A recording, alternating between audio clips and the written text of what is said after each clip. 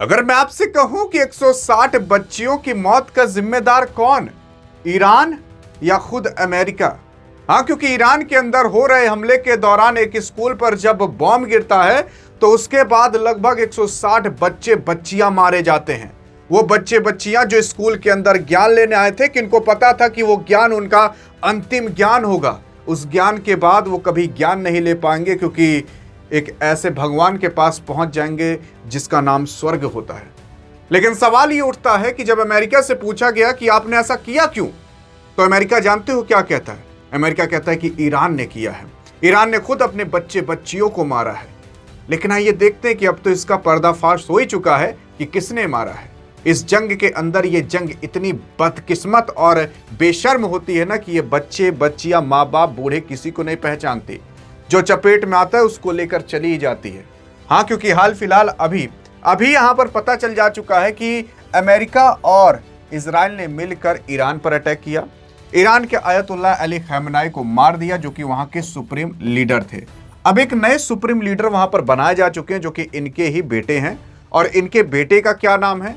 अगर आपको नाम पता हो तो बताइएगा जरूर। लेकिन अगर ऐसी छोटी से छोटी और बड़ी से बड़ी इंफॉर्मेशन चाहिए तो डिस्क्रिप्शन में व्हाट्सएप चैनल का भी लिंक है, वहां पर भी मिलते हैं। लाखों की नॉलेज आपको वहां पर फ्री में मिल जाया करेगी। लेकिन बैक टू द टॉपिक आते हैं। तो यहां पर जब अमेरिका और इजराइल ने ईरान पर अटैक किया तो केवल वहां के लोगों को नहीं मारा, बल्कि बच्चियों को नहीं छोड़ा। क्योंकि यार, जब मिसाइल गिरती है ना तो वो ये नहीं देखती कि ये आतंकवादी है, ये शरीफ इंसान है, ये प्राइम मिनिस्टर है। जब बॉम्ब या मिसाइलें गिरती हैं ना तो वो जो भी चपेट में आता है उसको लेकर ऊपर ही जाती हैं। वो ऊपर से गिरती हैं नीचे और नीचे वालों को वापस ऊपर लेकर चली जाती है। और इतना ऊपर लेकर चली जाती है वो कभी नीचे वापस आ नहीं सकते। यहाँ पर हाल फिलहाल ऐसा ही कुछ ईरान के एक स्कूल के अंदर हुआ था। ईरान की उस स्कूल का क्या नाम था, उस मिसाइल का क्या नाम था, कितने बच्चे बच्चियां मारे गए थे, इन सब के बारे में पर्दाफाश हो चुका है। हाँ, क्योंकि कहीं और नहीं बल्कि ये 28 फरवरी 2026 की बात है, जब मिनाब सिटी के अंदर, जो कि दक्षिण में स्थित है, कहीं और नहीं बल्कि ईरान के, वहां पर जब एक मिसाइल अटैक होता है तो लगभग 160 बच्चियां मारी जाती है ईरान के अंदर। अब अमेरिका क्या कहता है उसके बारे में भी समझेंगे। लेकिन ऐसा कहा जा रहा है कि अमेरिका ने जब यहां पर बमबार्डमेंट करने चालू की थी तो इसी स्कूल के ही बगल ना मिलिट्री बेस था। तो अमेरिका यहां पर बम गिराने की कोशिश कर रहा था, तो वो मिलिट्री बेस पर गिराने की कोशिश कर रहा था, लेकिन उसी के ही बगल ये स्कूल था और इस स्कूल पर जाकर बम गिर जाता है और यहाँ के बच्चे बच्चियां मारे जाते हैं। तो ये पूरा का पूरा बवाल था। लेकिन अभी हाल फिलहाल ट्रंप से पूछा गया इस सब के बारे में सवाल। तो यहाँ पर देख लेते हैं एक बार क्या हुआ था। तारीख की बात करें तो 28 फरवरी थी, वही जब जंग चालू हुआ था। तो उसी दिन ये पूरा बवाल मचा था। 2026 में दक्षिण ईरान में एक मिसाइल गिराई जाती है, कहीं और नहीं बल्कि मिनाब में। मिनाब वहां का एक तो शहर है, जो एक लड़कियों के एलिमेंट्री स्कूल था, उसका नाम सजरे तायबे था।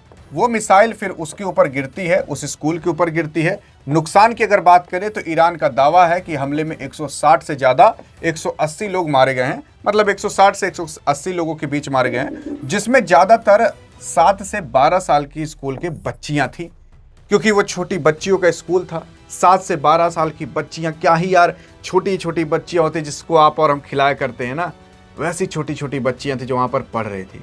सोच कर देखिए क्या हाल हुआ होगा जब उनके शरीर के चीथड़े उड़े होंगे। और वो चीथड़े जानते हो, कोई और बॉम्ब नहीं बल्कि ये वाला बॉम्ब जिसका नाम टोमाहॉक बॉम्ब है।